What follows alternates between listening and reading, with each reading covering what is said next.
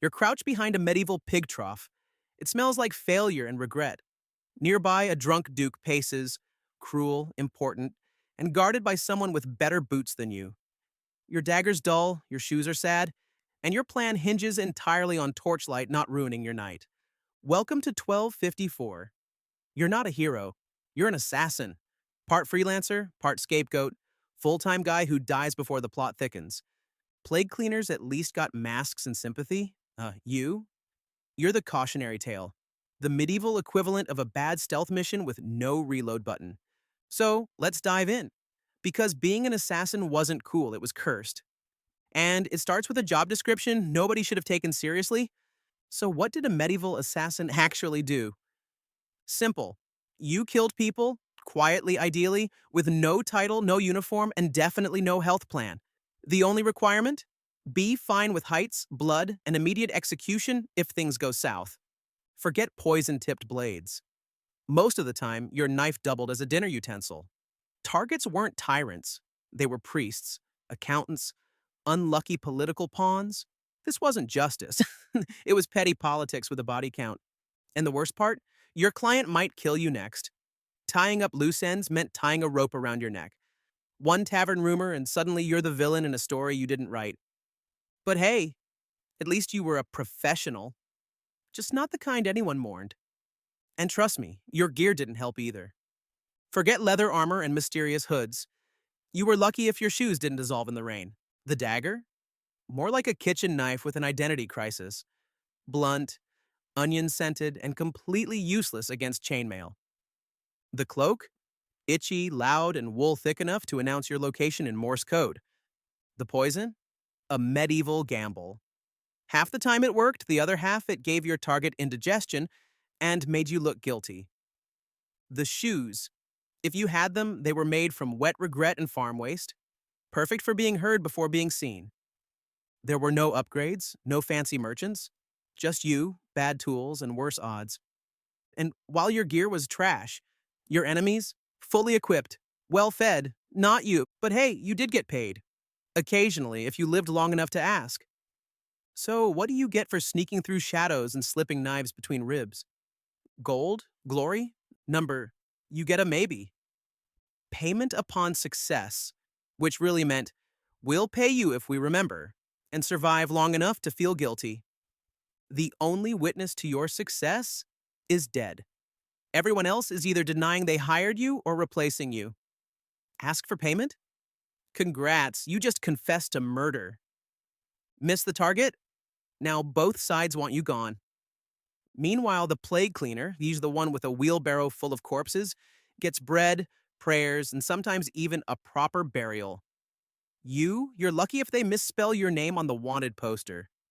And this unstable mess of a job, it's not even full-time. Welcome to the murder-for-hire gig economy of 1254. There were no full-time assassins in 1254, just desperate freelancers with nothing to lose and plenty to bleed. Each job was a one-off, a whisper in a tavern, a letter under your door, and a verbal deal with someone who'd betray you for sport. You were replaceable. Sometimes before the job even started, rivals would finish your kill and leave you holding the blame. No gold, just consequences. The whole industry ran on distrust. You couldn't rely on clients, fences, or even friends, especially not friends. There was no career ladder, just a grave you dug with every job. Your only promotion? Getting killed by someone with slightly better branding. So you drifted, broke, hunted, disposable. Still think it was worth it? Let's talk about what this job did to your soul, if you still had one. Every kill took something from you. At first you told yourself it was justice, then survival, then who knows? Eventually you stopped keeping track, because remembering meant guilt. But others remembered the stares, the whispers, the sudden silence when you walked by. People didn't need proof, they just knew. The church called you damned, nobles called you useful. Everyone else just avoided eye contact. You weren't haunted by ghosts, just by what people saw when they looked at you.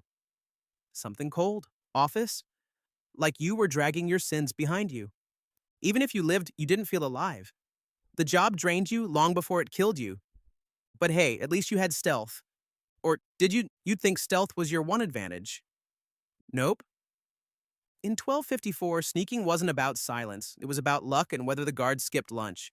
No gadgets, no tools, just a damp cloak, loud boots, and a sneeze you couldn't suppress.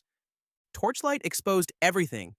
Guards didn't need sight. They had sixth senses and perfect timing.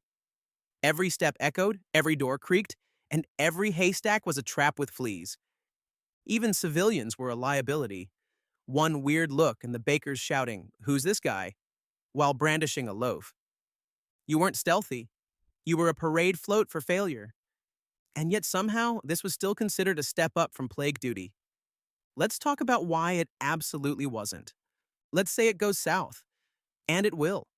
Your plan fails, your disguise doesn't work, and suddenly your job ends in public. If you're lucky, they stab you. Quick and clean. If not, you become entertainment. Hanging meant gasping in front of a crowd, maybe for minutes. Burning came with screams and snacks. Drawn and quartered. Horses, limbs, enough said. And the executioners, often drunk, bitter, or both. One swing rarely did it. No skip button, just pain, spectacle, and the joy of being someone else's cautionary tale. And even after all that, you still ranked below plague cleaners. Let's recap. You're underpaid, overhunted, badly equipped, and universally hated. Retirement, fire, horses, or a very slow blade. Meanwhile, the plague cleaner got masks, sympathy, and bread. You weren't cool. You were a walking eulogy. And the worst part? It was a job. In a world so broken that killing people became a viable career move. And people took it. For gold, revenge, maybe the illusion of control. But it didn't work. It never did. If history teaches anything, it's this. The most dangerous job isn't burying the dead, it's making more of them. So if you ever time travel, skip the cloak. Grab a shovel. You'll smell worse, but you'll live longer.